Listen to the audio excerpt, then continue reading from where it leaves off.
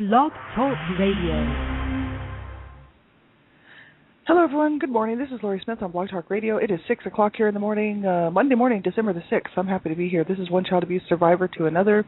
We're on for 30 minutes. It's a live internet streaming radio broadcast from blogtalkradio.com. And I'm just waking up and having a coffee and pop the link into the chat room that I wanted to look at here today and finish looking at if we have time. It's some good information from angerresources.com, www.angerresources.com, and that's ANGERESOURCES, Anger Resources.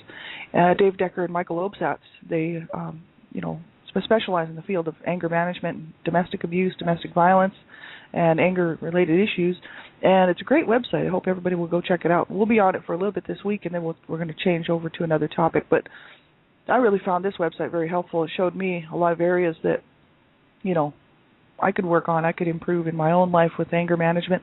And, it's good for everybody. You don't even have to be abused to get something out of it. There's info on there about road rage and, people's anger escalation process. Like if you find yourself getting angry at work, there's ways to sort of help ourselves, right, to get through this stuff.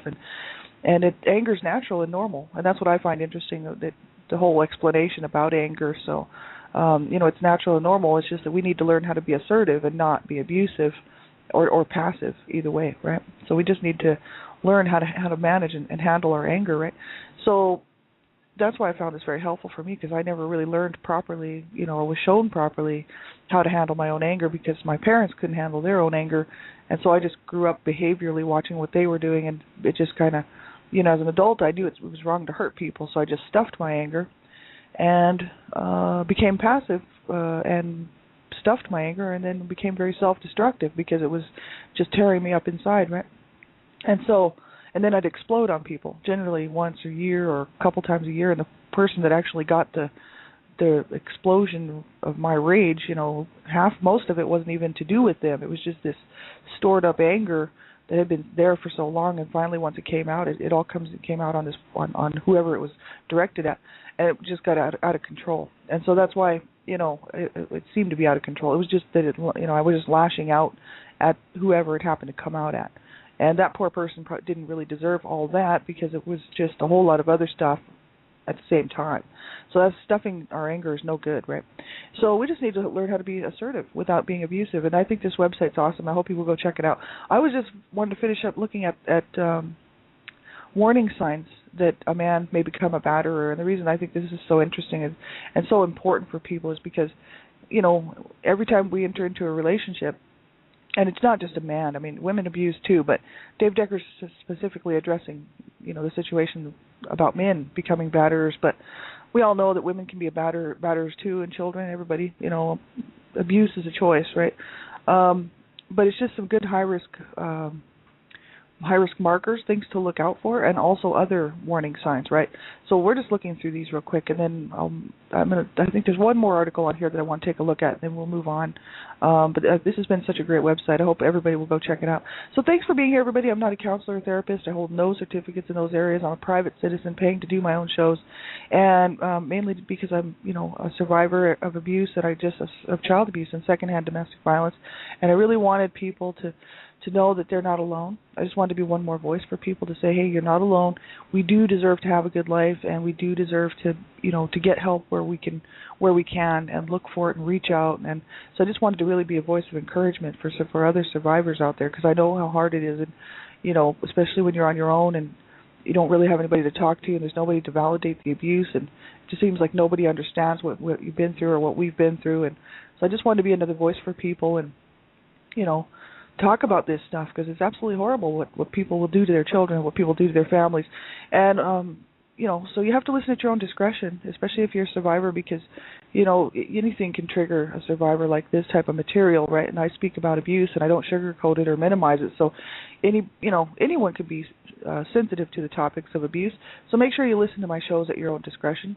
And young people under the age of 18, I ask that you have permission to listen to my shows, because I believe in protecting children at all times, and I'm the Canada Regional Director for Dreamcatchers for Abused Children, and we're fighting to protect children's lives and to stop and prevent child abuse. And children have the right to protection, and so anyone under the age of 18 listening to my show, please have permission from an adult or someone who's older than you, who you trust who can make a decision with you whether or not you should be listening to this show, okay? Thanks, everybody. And we'll get right into this topic, and I popped the link into the chat room, and that is www.angerresources.com/warning signs.html. And we left off on other warning signs. Number 5, number 4, he becomes aggressive and hostile while driving. That's a warning sign that a man may become a batterer. That's just one. If you go through and you look at all of them, I mean, there's a whole bunch. There's probably 30 or 40 warning signs that Dave Decker, 32 actually to be exact. Dave Decker goes and explains like warning signs that a man may become a batterer, right? And it's important for people to know this. I think had my mom known what to look for, with my dad before they got married, when they were just dating, back in she was born in 27, so that would have been 1947. Because she was married. They were married when my mom was 20. So, had my mom known that, that my dad was going to be an abuser, right? Had she known what to look for the warning signs, I don't think she would have married him. You know what I mean? But she didn't. She just was leaving an abusive childhood. So she didn't really.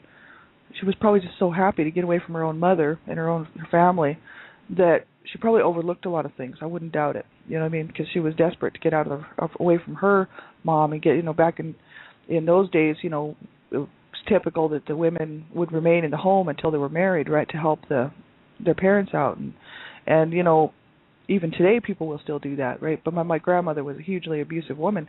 So my mom, was probably really happy to get out of the home and probably overlooked a lot of the stuff that was going on with my dad, because she did say there were some signs when she was seeing him before they were married, and that she should have clued in, right?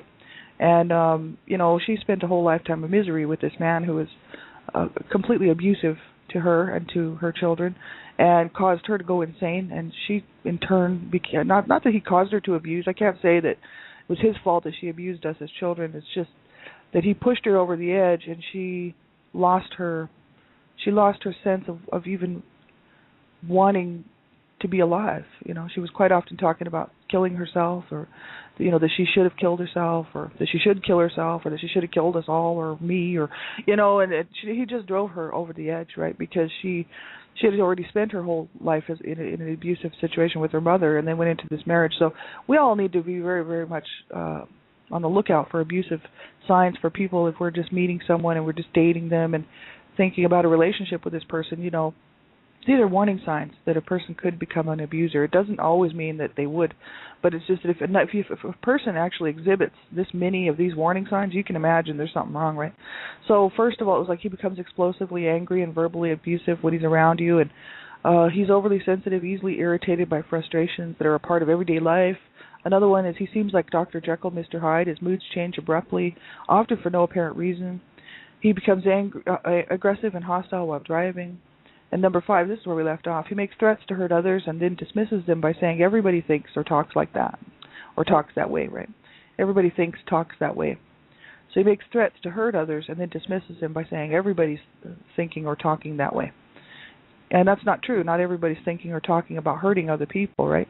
So they might think that, these abusive men, or who have the potential to become abusers or batterers, they might think that everybody thinks like that, because if they grew up in that situation, if they grew up in an abusive home where their own father or the male figure in the home was abusing their mother, or other people in the home, they might think that that's the way, or threatening to hurt other people, they might think that's the way that people are, right, or that men are. Number 6, he minimizes his behavior or becomes defensive when confronted about how he experiences and expresses his anger. Lots of people do that. They just minimize their behavior. They just say, oh, it's no big deal.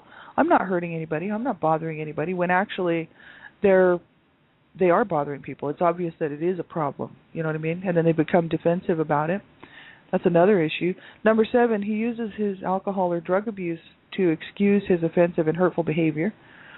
That's just an issue right there, alcohol and drug abuse. I mean, you don't want to get involved with somebody who ahead of time has signs of being an alcoholic or a drug user, a substance abuser, right? It's just not it's not going to be a good relationship, because until that person gets control of their own problems and learns to stop doing what they're doing, to give up the booze and stop doing drugs and make a commitment that they're not going to do that anymore, your life is going to be hell. And unless and if you get involved with it, your life will be hell too. And that's the facts, man. That's it.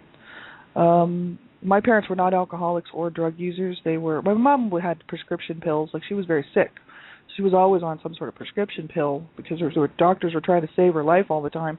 But my dad was not on any kind of pills that he should have been. He should have been on, because he was schizophrenic, and he should have been on pills, but he wasn't. And but it was just that the kids in the family, my siblings, a lot of those siblings went on to do drugs. Not so much drink. They did a little bit of drinking, but mainly it was drug abuse, and so I just followed suit, right? Number 8, he is self-absorbed and self-centered and has difficulty showing empathy and compassion for others. Now, this is a big one. This is what my dad is, like, perfect example of it, because he's schizophrenic, and if you go and read the stuff on schizophrenia, you can see that they're very much in their own worlds. They don't think about other people. They're very much in tune with just getting their needs met, you know what I mean? And quite often, if they go into psychosis, they have all kinds of, what do you want to call those, where they see things and they things that appear to be there to them aren't there for anybody else. They're not really living in reality, and they don't know how to think even properly. Their thinking is distorted, right? And so, but other people who are not schizophrenic can still show this kind of stuff, being self-absorbed, self-centered, always thinking about themselves, right? Difficulty showing empathy and compassion for others, that's a big one. You don't want to get involved with somebody who doesn't have empathy or compassion for other people. I don't care if it's a man or a woman. Like, people on this planet, not that they should be they don't have to be so absorbed by it and falling all over themselves and crying every time they see something on TV, a flower dies and they break down and have a mental breakdown. We're not talking that, you know what I mean? I'm saying just general empathy and compassion for people who are suffering or who are sick. If you happen to be sick and you're in a relationship and your partner doesn't care that you're sick and has no compassion and just is like, well, what's the matter with you? You should be able to, you're not that sick, right? And you should be able to get over this, and you can't be all that sick. And they just think about themselves. Well, that's my dad, right? Like, my mother was so incredibly sick most of her life, and that I knew her, after I came along. I was the last of 7 children. And my dad just did not care that she was sick, and he would quite often, abuse her while she was sick. And, she would get out of the hospital, and she just had surgery. She had so many surgeries, it was just crazy. And he would cause her grief. He wouldn't try to help her. He would be like demanding sex right after she got out of the hospital, and she'd be like, get away from me, you know what I mean? And so we'd all have to stand guard, like not me, but my older brothers would have to stand guard over her, to make sure that he wouldn't attack her, trying to meet his own sexual needs. And here she had just gotten out of the hospital from surgery. The man was sick, right? The man, like, he's sick, very sick. Anybody who would do that to somebody is sick in my books, you know what I mean? Nobody should. If somebody has surgery and they just get home from the hospital, they need you to support them, to do whatever that they can to keep you comfortable and make sure that everything's going well and that you don't need to go back into the hospital, but he would never think of my mom, never. And that's a whole huge issue. So you do not want to be involved with somebody like that, because your life will be miserable, and they will always be pushing to get what they need and what they want, because they're self-centered and they're just self-absorbed. They only care about themselves, you know what I mean? And so, you don't want to get involved with somebody like that. Be very careful. Number 9, he frequently struggles with low self-esteem and negativity, generally sees himself as a victim, and tends to blame others for most or all of his feelings, problems, and life issues. That's a huge issue. You don't want to be with somebody like that. That's a problem, because then they will always be blaming you, you know what I mean, or the family, right? As you have children and everything, you can see somebody who's in that situation. If they don't get help for their self-esteem issues and their own issues, right, then it could be a problem, because they will always kind of be blaming you or the family for their problems. My dad was kind of like that too. And, it's just not good, right? You don't want, they need help. It's obvious. And it won't be probably much you can do about it. They will need to address it themselves. Like, my dad was told to go get counseling. Both my parents were, when they were brought up on abuse charges. And they were told to get marital counseling as well as their own personal counseling, because my mom was abused as a child, and so was my dad, pretty sure. Stuff, like his ears, someone in the family actually punched his ears out and busted his eardrums, and so he can't hear properly. And so he suffered physical abuse too, but there's no talk in his family. They're all tight-lipped and they're not saying anything, and I think it was his mother, to be honest with you. Because their family was very, very strange, and there's a whole lot of weird stuff that, it's all speculation at this point, but that we'll never know because they're all in their 90s, all my aunts and uncles, and they're all, they'll all pass away with whatever happened to them. I don't think they'll ever come forward, right? But my dad, he was a victim. But the thing is that he refused to get help. The counselor said, look, they diagnosed him, first of all, schizophrenic, borderline schizophrenic, but I think they made a mistake because he is totally schizophrenic. And they told him, you have to get counseling, you have to get help, right? And he didn't want to do it, neither of my parents wanted to get help. So, they just kind of skirted around the issue for a couple of years, and then we moved away to Canada, right, so that they could be out of sight, out of mind, right? And so, you don't want to be around somebody who will not get help with their issues because they're always going to make your life miserable, and that's not good at all. Number 10, he becomes jealous of anyone and anything that takes your time away from the relationship. That's a problem. You better believe it. That's a huge warning sign that your partner may become a batterer, because if they become jealous of anyone and anything that takes your time away from the relationship, what happens when you have children? All of a sudden that baby stands in the way between the husband and the wife. That the husband or the boyfriend, whoever's in the situation, will see that child as a threat. They're taking you away from them, see? So they become jealous, and that's why so many times people hurt their children and hurt their babies, because especially if it's the male in the home, because he wants the woman all to himself, and because she's got to be up at night breastfeeding and feeding the baby, or whether she's breastfeeding or not, whatever, but or changing diapers, or soothing the baby and comforting the baby and talking nicely to the baby and saying sweet things to the baby, right? Then he's gonna be like, that should be me. I'm the one that needs to be treated like that, not that thing that's standing in between me and her. They don't even look at their children as precious babies. They look at them as things, because they're obviously seeing things as just things. They're seeing people as things because they feel that they should have control over them. So they're just objects, right? And so that's not a good thing, and you better be very, very careful about that. Sometimes people think that when men become jealous of them, that it's a good thing, and women will be like, oh, he's so jealous, I just love it. It's like, you better think twice, because when he gets jealous and he gets mad and he busts your teeth out, or rearranges your face, breaks your nose, busts a couple of ribs, possibly stabs you, burns you, kills you, you better think twice about that jealousy thing, man. It's a serious issue, and you do not want to be in a relationship with somebody like that. My dad was like that, and accused my mom of sleeping with everybody, including every neighbor that we ever had. And the milkman, back in the old days, they used to actually have milk delivered, This is way back, right?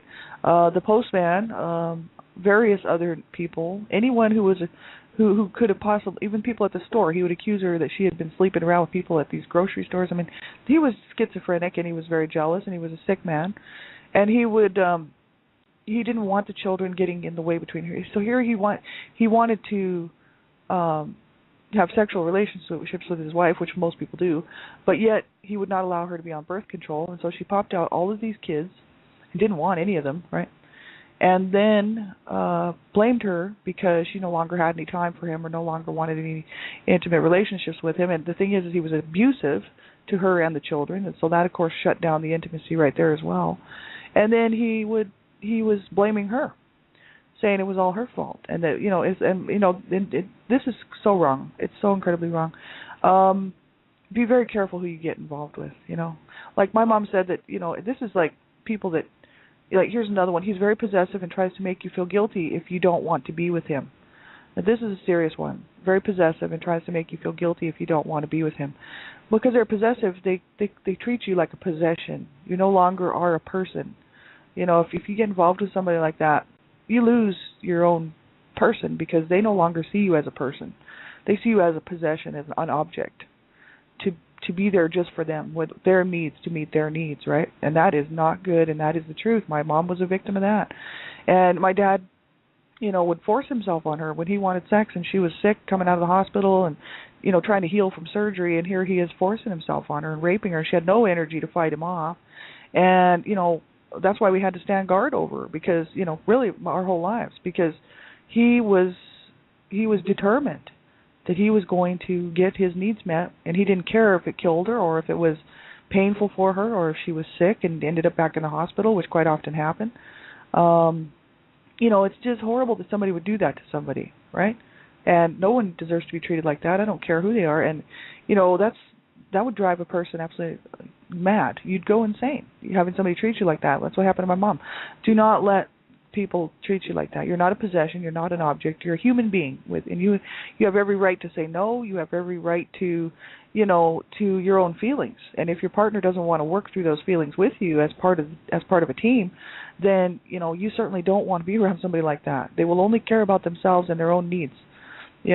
So it's not good. And my mom would say stuff like, "Oh, they were horrible. They were both disgusting. They were so incredibly bad." And my mom would tell me stuff that my dad would do when they were just first married, and they were living with her mother for a little bit because he was in the service, and they ended up having to go to up north into the Northwest Territories for a little while to a base, right?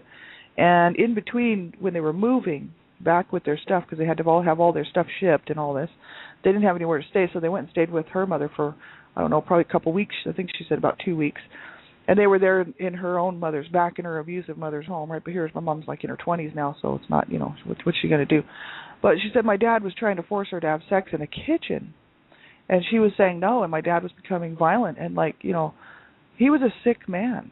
He just didn't care. If he wanted his needs met, he just wanted them met. He didn't care who was witness to it. He didn't care who was around. My mom said that that people were in the home. There was, that her mom and dad were both there. And and here's my dad trying to force her to have sex in the kitchen. And this is the thing. I was privy to their whole sex life because they were so sick and twisted that they involved everybody in it. And the thing is that, my dad raped my mom in front of me. He didn't realize I was there. My mom knew I was there. And this just, that is so wrong. And people would say, well, how do you know it was rape? It's like, oh, give me a break. Come on, when somebody's fighting somebody off and they're trying to get away and they're pushing and kicking and trying to get away and the other person's holding them down, that's rape. You know what I mean? So do not allow yourself to be treated this way. You are not a possession. You're not an object for somebody to use. You are a person, and you need your needs met too, and it has to be done as a team. And if you're going to hook up with somebody like that who treats you that way, you will have a miserable, horrible life. Because there are a lot of people out there who think that they should be allowed to do this stuff to other people. And they think it's perfectly fine. It's their right. And it's not, right? So be very careful. Number 12, he may think and say to you that your friends and family don't really like him and encourage you to spend less time with them. And that's a huge issue because they're trying to get you away from your family and friends, right? And they'll just do it they'll say, well, your family and friends don't even like me anyway. We should just forget about them and we'll just move. And they try to isolate you. Right? That's a sign that a man may become a batterer. See, all this stuff is jealousy, possessiveness, right? Encouraging or trying to force you to leave your friends and family behind because, they want you to spend more time with them, with him, and he doesn't want you to see them because, if he can isolate you, then he's got you, right? Because you'll have no one to turn to and no one will be looking in on the situation. So this is another huge issue. Number 13, he becomes very controlling about where you go, who you see, what you wear, and what you think and say, and other areas of who you are. And that's a huge issue. This is, if you're entering into a relationship and somebody's doing that to you and you think, oh, he just loves me, he cares about me, he worries where I go, who I see, and who I'm talking to, and he cares about what I wear. A lot of women are so fooled by this stuff, right? See, had I not grown up watching my parents destroy each other, I would probably be too. But the thing is I know all about this stuff firsthand. You know what I mean? Just watching it and being abused in the home myself, I know what this is all about. And it's like some women might think that their partner loves them because they treat them like that. You know what I mean? They might think, oh, look at the attention that he pays to me. He worries about where I go, and And he's concerned about who I see and who I talk to, what I wear, what I think and say, and really spends a lot of time paying attention to what I'm doing. Isn't that cool? And they might actually think that controlling nature is really cool at first because it seems like they're paying an awful lot of attention to you, and it's like, wow, this is great. But then once you get married and you get into that situation, they get you isolated away from other people. They will still continue to control you like that. And then when you don't do exactly what they think you should be doing or thinking or saying, that's when they can become abusive, and quite often do. And whether it's verbal abuse, emotional abuse, psychological abuse, physical abuse, sexual abuse, they'll abuse you. You do not want to be with somebody who's controlling where you go and who you see and what you wear and what you think and say. You know what I mean? I think partners, when you're getting into a relationship, it's a good idea to tell people where you're going, what you're doing. But if somebody says, oh, no, you can't do that, you can't go there, and I don't want you seeing that person anymore. And look what you're wearing. I want you to change the way you dress. If they start acting like that, boy, you know there's a problem, and you do not want to get involved with somebody like that. Another one is number 14. He often discounts your feelings by not listening or talking over you. So he often discounts your feelings by not listening or talking over you. So you could be trying to explain your feelings on something, and then your partner would just not listen to you and just yell over you, start yelling over what you're saying, just blocking you out and pushing his ideas and pushing what he wants to say. So in other words, they won't let you even get your say in. You don't even have a voice, right? Because they're just talking over you and they're not going to listen to what you have to say. That's not a good thing at all. So be very, because that means they don't care about your feelings, right? If somebody's doing that to you, they obviously really don't want to even hear it from you, and they don't care, right? And number 15, he refuses to accept no's from you and limits you have set.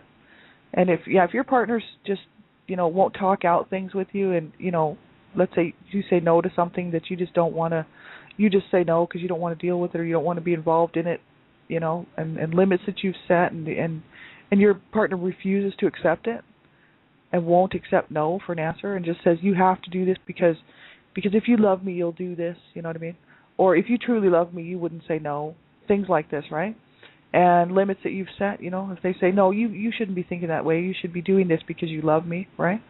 That's not a good thing at all, because then when you go to say no about anything in the future, they'll become angry. They could become a batterer. See, that's why this is information about, warning signs that a man may become a batterer. So if they're exhibiting a lot of this stuff, this is a serious issue. You definitely want to seriously think about, whether you should enter into that relationship or not, because this is a huge issue. Because what happens when you have children down the road? This is what happens to people, and then they're really stuck. And they think, well, I can't leave because of the children and all. I mean, it's not even cool. You do not want to go there, right? Number 16, he acts as if he's always right and is intolerant of differences and other perspectives. So he acts as if he's always right, and he's intolerant of differences and other perspectives or ways of looking at things. And that's a real problem when somebody just insists that they're right all the time. I generally don't hang around with people like that, because it's like even myself, I can be wrong, and I'm perfectly okay to admit it. And other people, if they don't, if they just assume that they're right all the time and they don't want to take another look at a perspective, a different way of looking at things, and discuss it with you, you're going to have problems your whole relationship, because they're never going to think that they're going to think that they're always right and you don't have a leg to stand on, and that's not good, because everybody has the right to explain why they feel a certain way, you know what I mean? And then you can work things out, and that's why marriages that work are generally based on communication, and you should be allowed to discuss what's going on, And 17, at the beginning of the relationship, he pushes for an instant involvement and pressures prematurely for an exclusive commitment. That's a huge issue. You do not want to be involved with that. They'll say stuff like, "Well, if you truly love me, you'd want to go for this relationship. You'd want to sleep with me," or whatever they're saying, and pressuring you prematurely for an exclusive commitment, right? Without you even getting to know them. And he makes it clear early on in the relationship that he expects that you will always be with him, right? Number 19, since he views men as superior to and more competent than women, he feels entitled to be in charge in the relationship. And number 20, he strongly subscribes to rigid and stereotypical gender roles for men and women. thinks that because I'm a man, I have the right to do this sort of thing. Because you're the woman, you need to be subservient. If they think like that, you do not want to be around them. I'm telling you, because you won't have a leg to stand on. Okay, well, everybody, we got about a minute left. Thanks everybody for tuning in, and we'll be back on. I'll be back on tonight, my own show as well as Dreamcatcher Talk Radio, and then tomorrow morning I got another article on here I want to look at about anger management, and then we'll move on from this.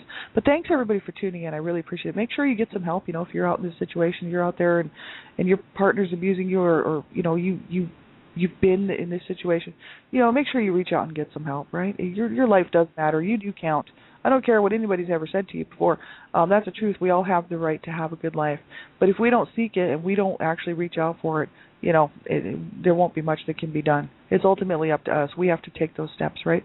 So do what you can to help yourself and save your life and save your children's lives, right? Be very, very careful. And have a great day, everybody. We'll talk to you later. If you need any information I have, just get a hold of me on Blog Talk Radio or Facebook and whatnot. I'll be around. Have a good day. Talk to you soon. Bye-bye.